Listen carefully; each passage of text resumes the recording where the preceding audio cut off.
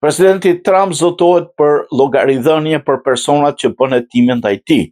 Duke folur në Departamentin e Drejtësisë, presidenti i Shteteve të Bashkuara Donald Trump është zotuar për llogaridhënie për personat që u angazhuan në hetimin ndaj tij gjatë periudhës që nuk ishte në detyrë.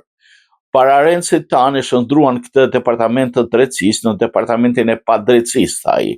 Po unë gjendem këtu përpara jush për deklaruar se ato ditë kanë marrë fund dhe nuk do të rikthehen kurrë. Nuk do të kthehen më kurrë, tha Trump.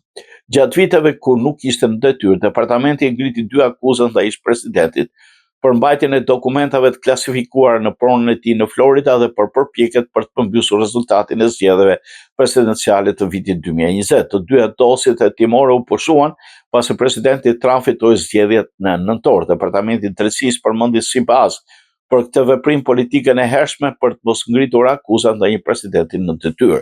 Tashmë si zyrtari më i lartë ligjpatues të vendit tonë, Udo Këmgull, dhe do të kërkojë llogaridhënie të plotë dhe gjithëpërfshirëse për shkeljet dhe abuzimet që kanë ndodhur.